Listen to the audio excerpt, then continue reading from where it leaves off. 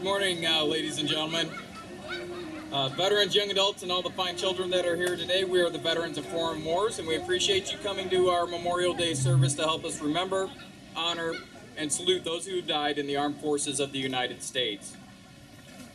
As we begin our ceremony, I'm pleased to introduce an Eagle Scout from Troop 92 who is going to lead us in the Pledge of Allegiance.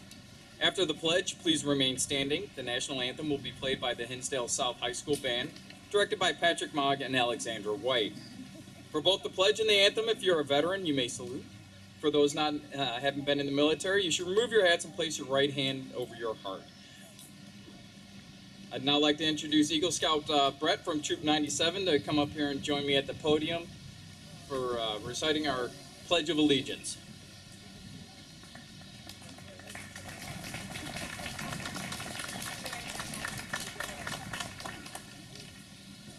Comrades, attention, present arms. I pledge allegiance to the flag of the United States of America and to the republic for which it stands, one nation, under God, indivisible, with liberty and justice for all.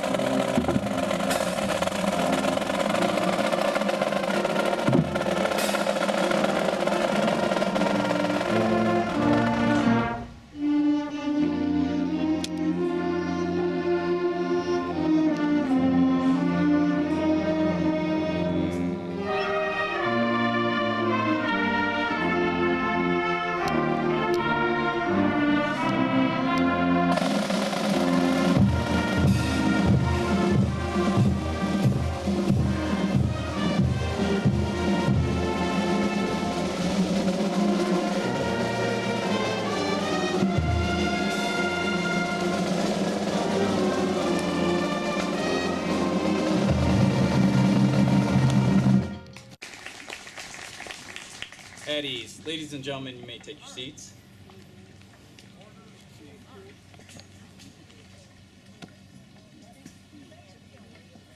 On Memorial Day, we honor our fallen, but we must also embrace the feeling of honor, patriotism, and pride. 151 years have passed since a drugstore owner in Waterloo, New York, encouraged businesses to close for one day to honor the soldiers who lost their lives during the Civil War, an idea that was well received at the time.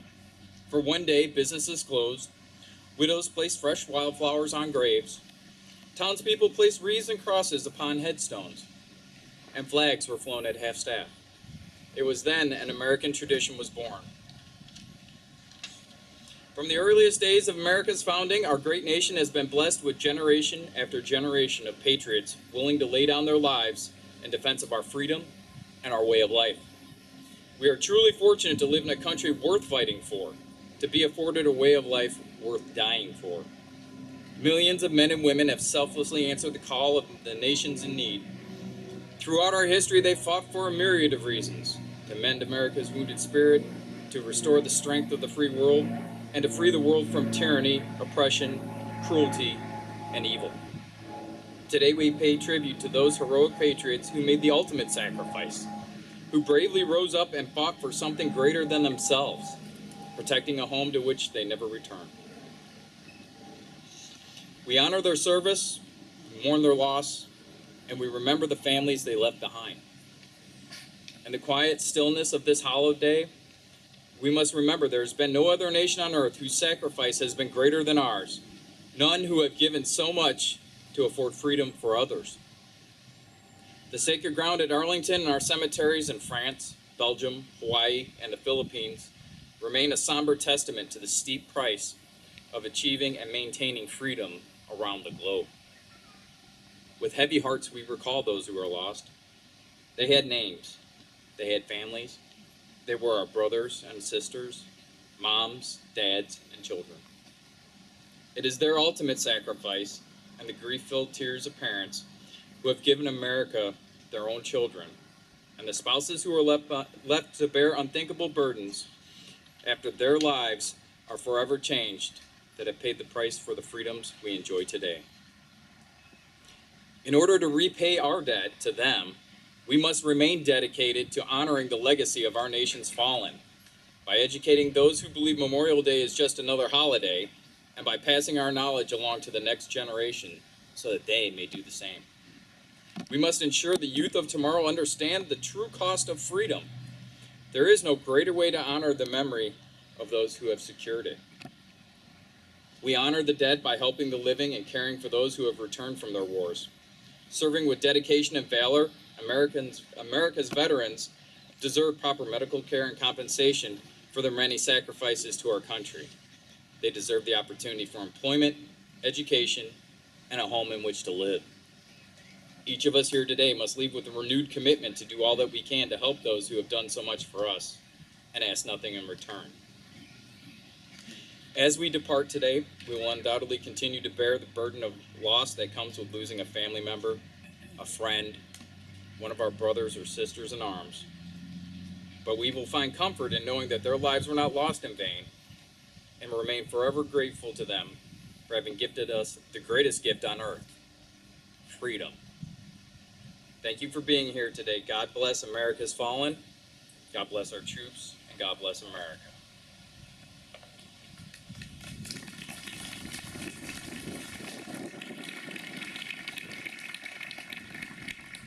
And now I'm proud to introduce Madam Mayor Kathleen Weaver, Mayor of the City of Darien.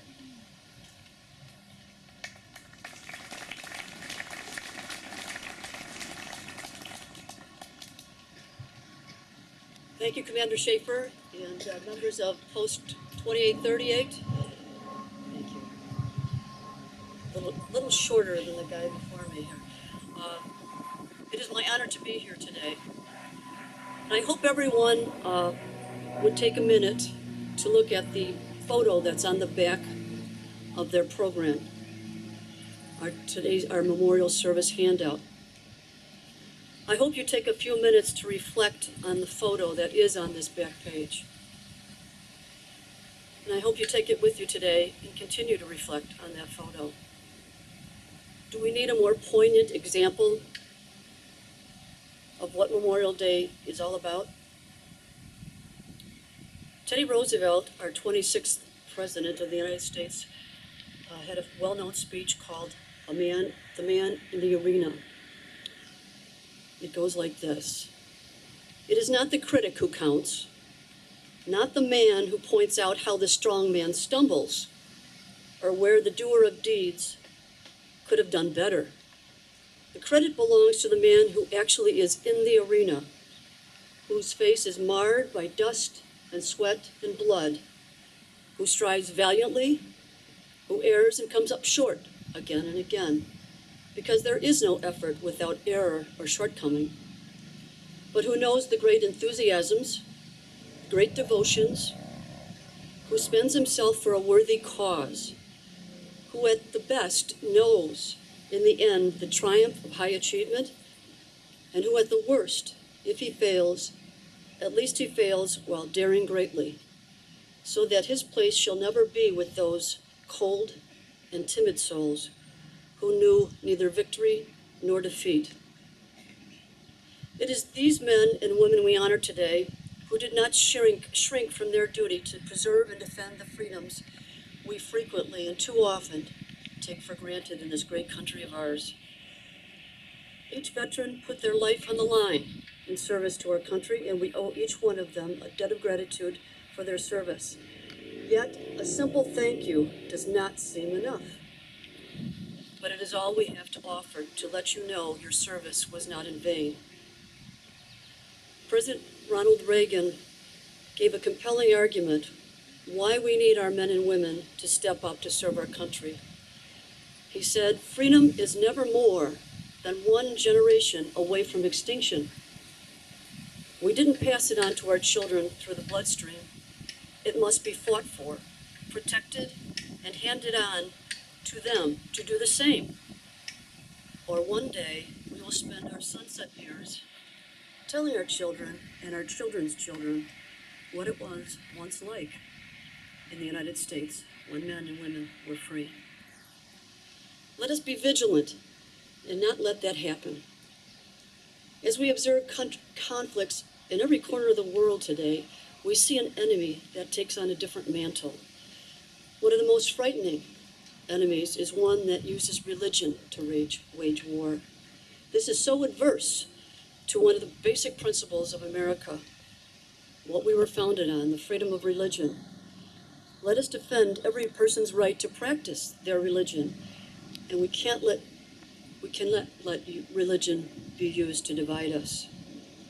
Freedom of speech is another foundation of our great community, and we see people all over the world dying just to bring those freedoms to their country.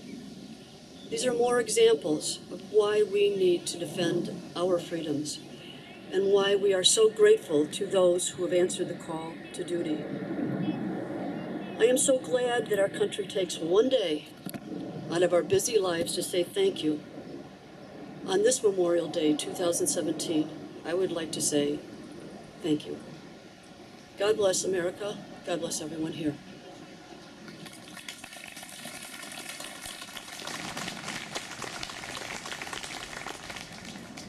Thank you, Madam Mayor.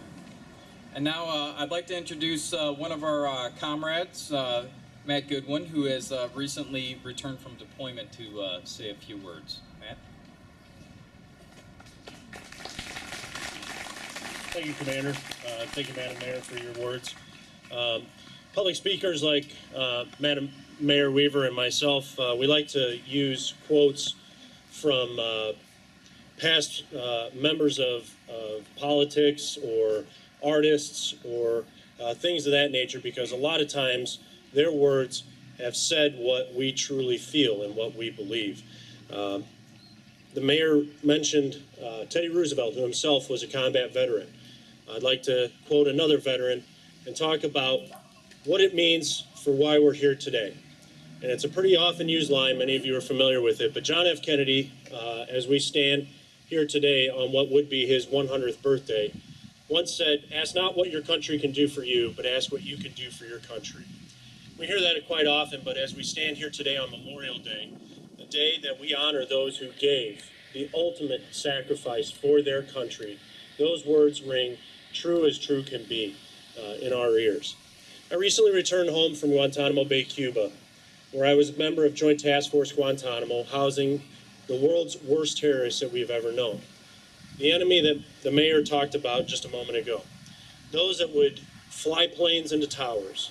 Those that have taken the lives of service members all over the world in the name of a religion that does not teach the teachings that they believe are giving them the just cause to not only kill our service members, to kill our citizens, but to subjugate the citizens of their own countries and under a blanket of religion that has been torn apart by their words and their deeds.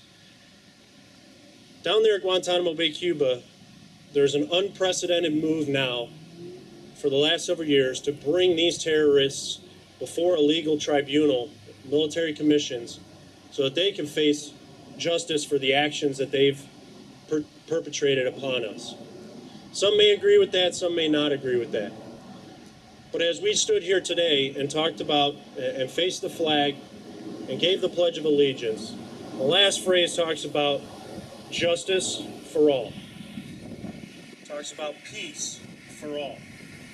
The men and women that we honor here today have gone all over the world, as we say, to fight for truth, justice, peace, and the American way of life.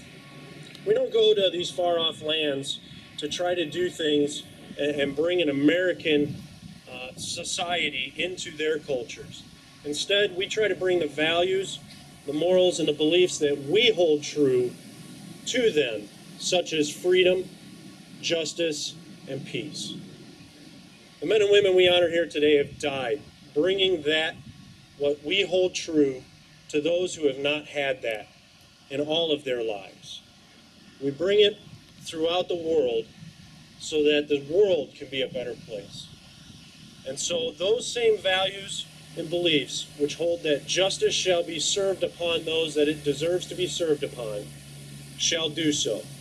And over 1,200 members of Joint Task Force Guantanamo every single day are facing the enemy face to face, as far away from each other as a normal conversation, and bringing that justice to them to ensure that they face the consequences of their actions.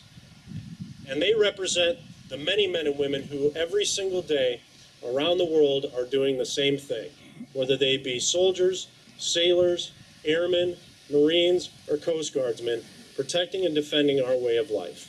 Some of them have given the ultimate sacrifice. And along with those that have given the ultimate sacrifice are the families that are left behind to remember. So today, on what is a day to remember not only those that have gone forth in our country's uniform and carried the flag of this nation to far-off lands, we remember those that have waved the flag here, that have held a banner in their windows, honoring their loved ones who have gone away. We call them Gold Star families, those that have lost a loved one in our nation's service. We have two families, two notable families in our community who are represented with trees behind us to their loved ones. Today would be the anniversary of Captain Scott Corwin, who lost his life in the Army in defense of his country, and also Lester Weber, who was a Medal of Honor recipient, a Hinsdale South student who was called to Vietnam and lost his life in service to their country. And their families still live in this community, and I would like to end with not only a thank you to those service members, but a thank you to those families and a remembrance that while we've lost those in uniform, it's those that have left behind, those that are still here at home, who have made a sacrifice all the same. Thank you very much for coming today. We appreciate you coming to remember, and we ask that you continue to remember every day, not just today. Thank you.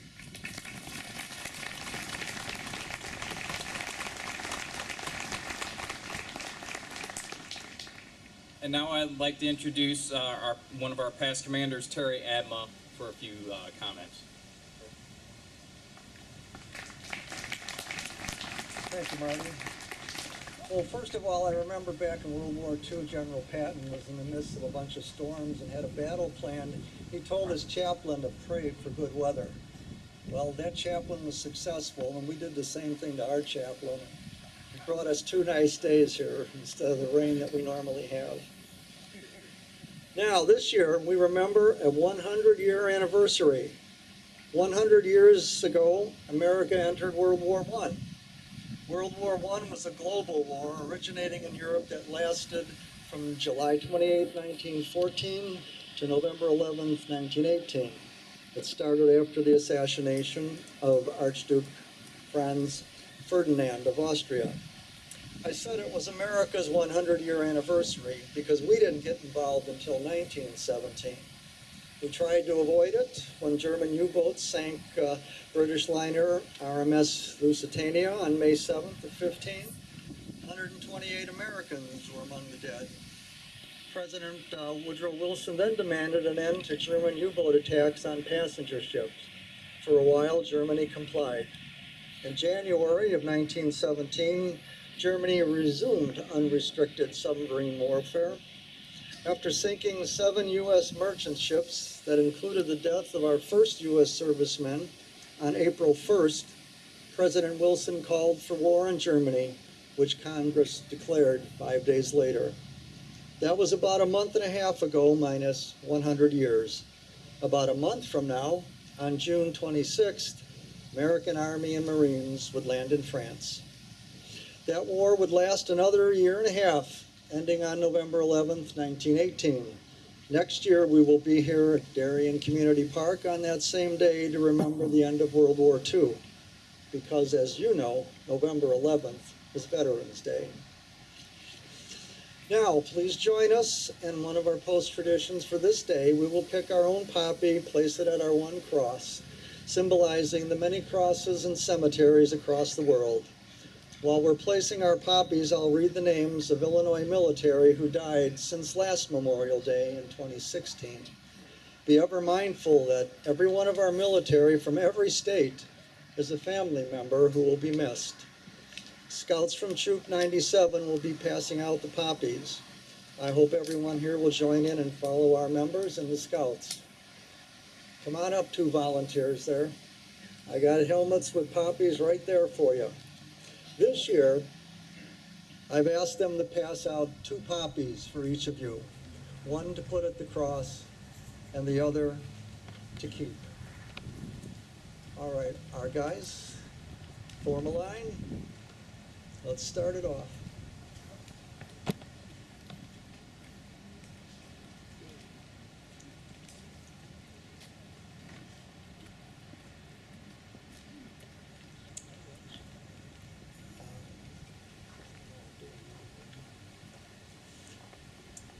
All right, while they're doing that, I have 6 military who were killed since last year.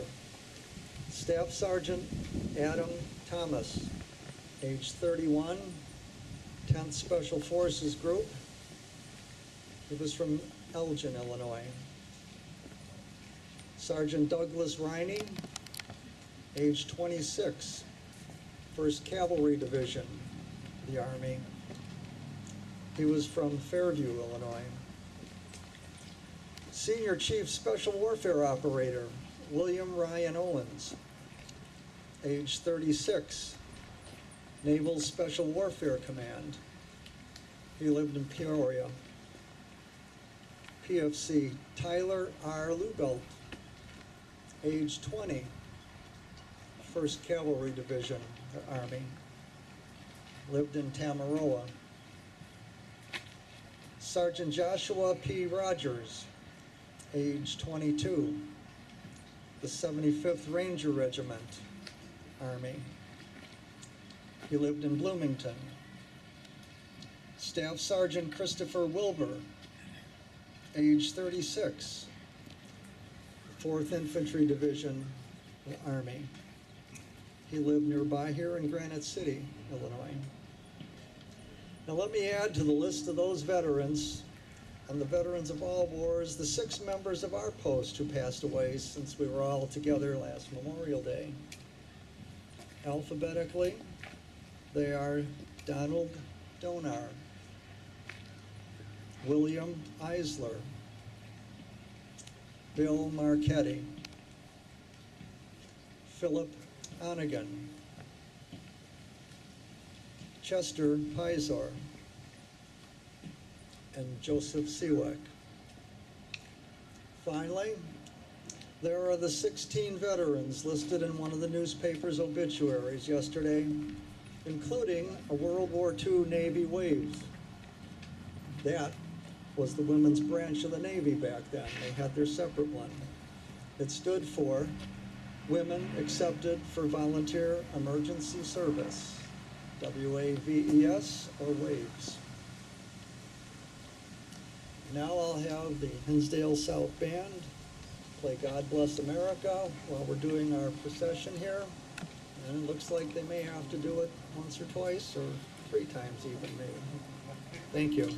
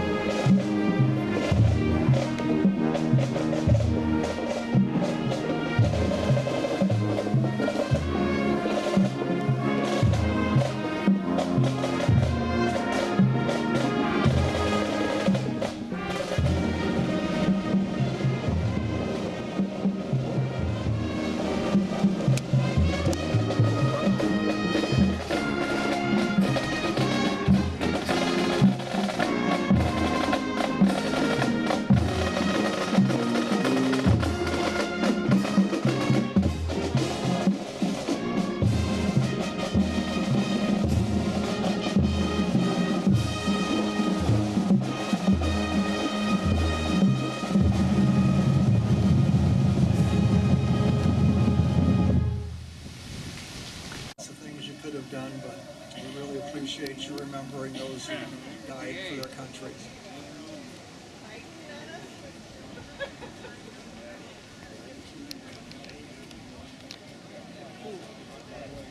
Oh, yeah.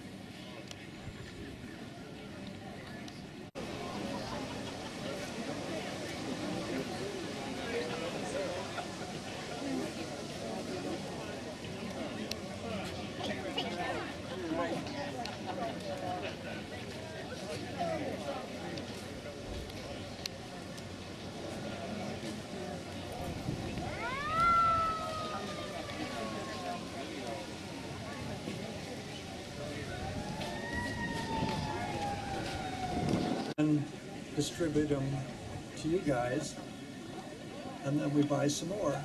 So that keeps a round circle going where we can keep the people in the hospitals a little bit of petty cash to buy some little things they need from the commissary or whatever. And that's where these poppies come from.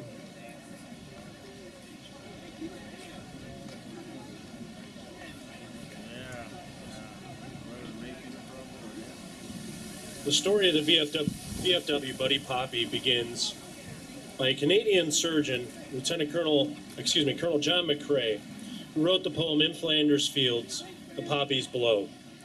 The poem reads, In Flanders Fields, the poppies blow, between the crosses, row on row, that mark our place, and in the sky, the larks still bravely singing fly, scarce heard amid the guns below. We are the dead, short days ago, we lived, felt dawn, saw sunset glow, loved and were loved, and now we lie in Flanders fields. Take up our quarrel with the foe, to you from failing hands we throw, the torch, be yours to hold it high. If ye break faith with us who die, we shall not sleep, though poppies grow in Flanders fields. Colonel McCrae was a surgeon in World War I. After a particularly difficult day, after losing some comrades of his in a surgical bay, he walked outside, sat down on the ground to clear his head, and he saw in Flanders Field the poppies were growing amongst the graves where the dead had been built, where the crosses had been erected. And at that moment, he penned this poem in his notebook. And these opening words are immortal. At one point, taught to school children in the United States. It was dedicated to the memory of those men who fought and died in France during World War I. The poppies of which he wrote have become the true symbol of all those who have given their lives in our nation's wars. The poppy has become recognized as a memorial flower in countries throughout the world. It is distributed by veterans organizations in Europe, America, and most of the Commonwealth countries of the old British Commonwealth. Since 1922, the Veterans of Foreign Wars of the United States have conducted an annual distribution of poppies. We call it the Buddy Poppy. We use it to raise funds for our charitable programs on behalf of the needy and disabled veterans and the widows and orphans of those deceased veterans. Today, Buddy Poppies are distributed by VFW posts and auxiliaries in every state of the Union and dozens of other countries. Some 17 million poppies are distributed annually, most of them during the period preceding Memorial Day, but many of them other times throughout the year. Those of you may recognize the symbol worn by NHL hockey coaches as they stand behind the bench around Remembrance Day in October, November time by the Canadians as they distribute poppies for their version of Memorial Day.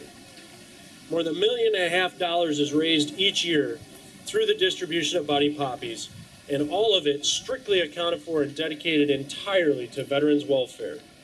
Under the unique VFW distribution system, The proceeds of the distribution are divided between national, state, and local charitable purposes.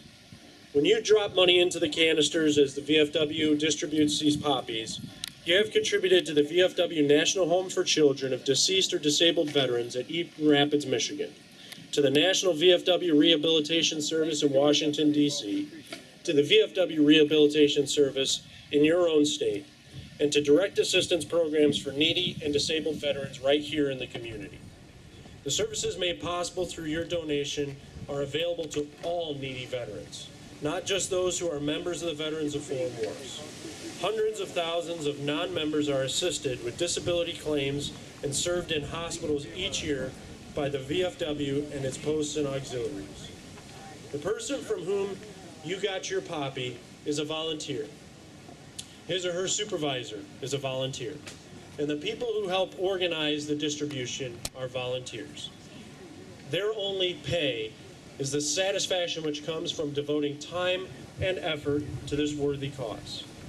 However, there is someone who does get paid. The disabled veteran who assembled the very poppy that you're holding in your hand, from the original parts received, they get a nominal sum for their work. The amount is small, but it does help him or her to buy a little bit of luxury, which makes the hospital life they're enduring a little more tolerable, and it permits them to purchase a gift now and then for their loved ones at home. When you are approached to donate for a poppy, please, we ask you to give generously. For the money that you give goes to this worthy and needy cause. And when you wear that poppy that you received today, please do so proudly. When you see a VFW or auxiliary member volunteering, working in veterans hospitals, visiting the sick, and helping with their problems, please give them a word of greeting and a word of thanks. This is all that we ask when we give out these poppies every year around Memorial Day. Thank you.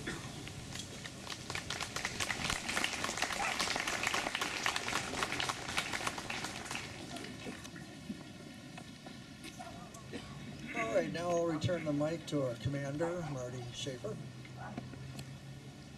Thank you, Terry. We will now continue with the formal ceremony, a tradition of the VFW worldwide.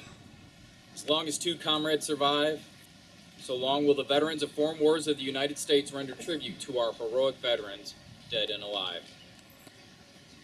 Comrades, attention! On this Memorial Day 2017, we are assembled once again to express sincere reverence. This monument represents the peace our departed comrades died for and our surviving veterans fought for in all the wars.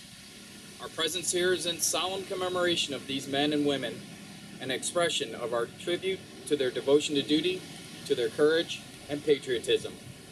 By their services on land, on the sea, and in the air, they have made us their debtors, for the flag of our nation still flies over a land of free people. Comrades, parade rest, uncover. Comrade Chaplain, you will ask the divine blessing.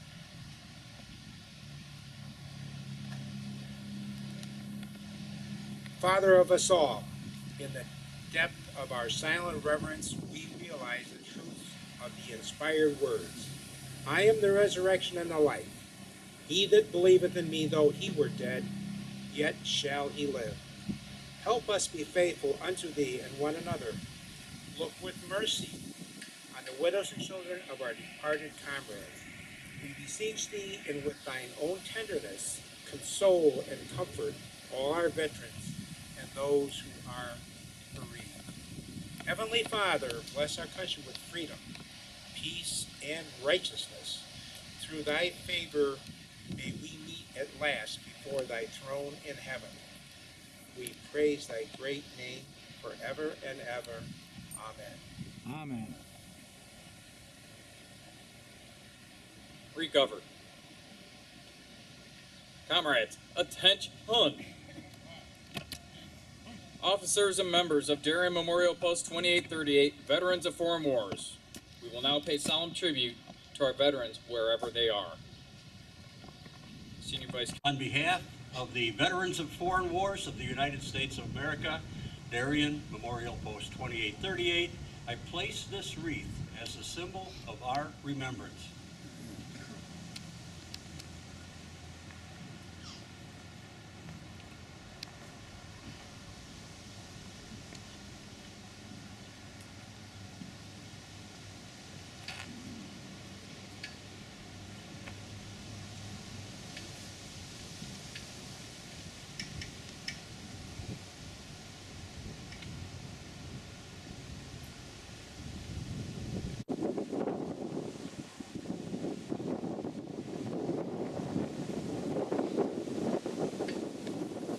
Comrade Adma.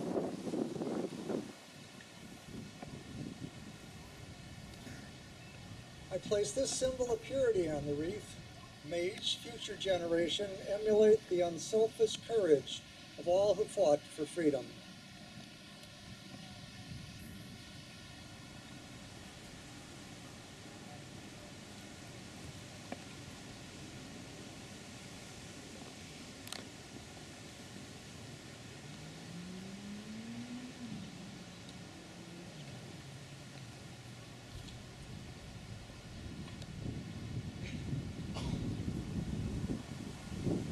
Comrade Brodzinski.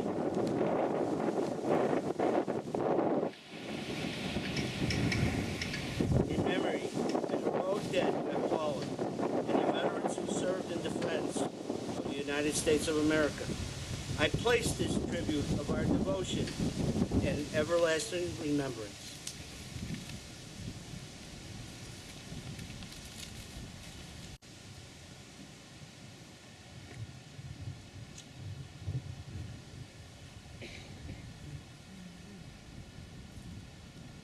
Comrade Goodwin.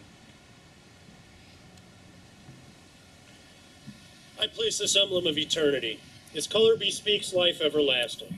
Thus we immortalize the brave deeds of our soldiers, sailors, airmen, Marines, Coast Guardsmen, and merchant Marines who have given their lives on land, on and under the sea, and in the air.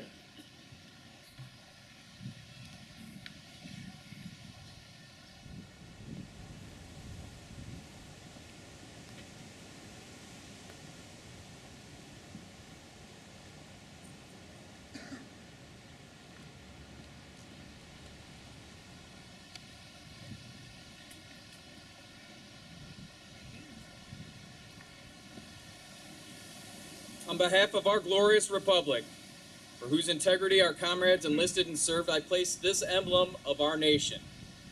The flag of our country was theirs to defend.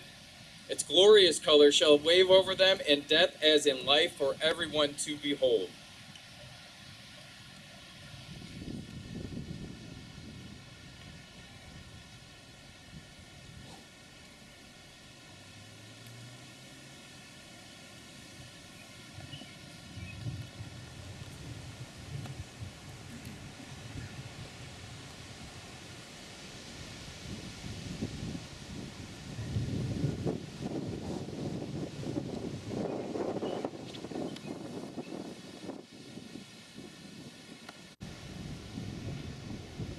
To the veterans who are serving, who have served, and who have departed, we render this salute. Comrades, present arms.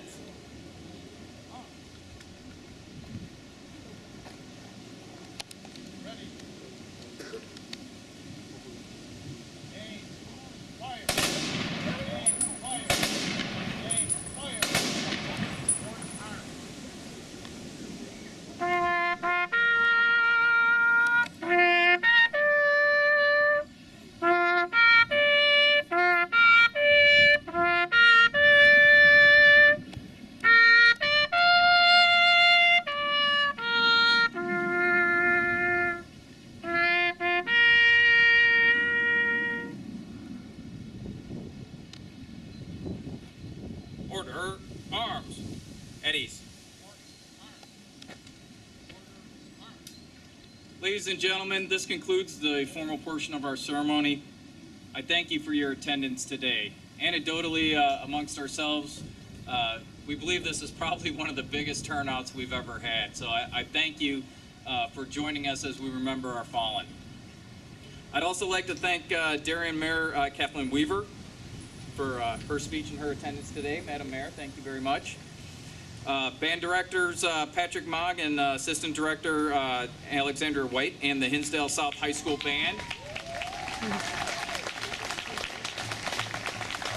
As I'm sure some of the kids that have been in a while and the band directors can tell you, there's many times we've stood out here in the rain to support us, and we were blessed with good weather today, and we always appreciate your attendance. So we thank you for that. I'd also like to especially thank band member Carlos Gabri for playing taps.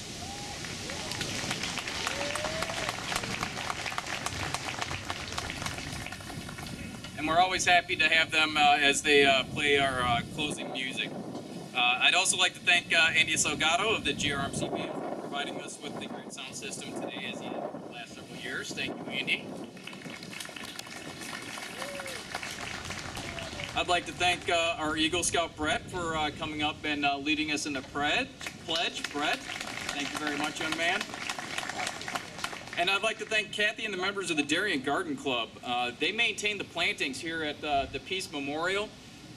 You may think that this year, why is there all new stuff in there? We recently had some work. If you remember in past years, our memorial had a little bit of a lean to it. Well, that was corrected a week or two ago, and the Garden Club came in here and cleaned it up after the construction and has added some new plantings, and yes, there are some poppies in there. So we hope to see those in bloom, and we thank the members of the Darien Garden Club for that.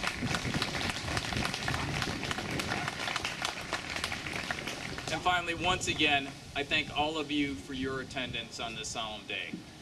Now, the Hinsdale South High School Band.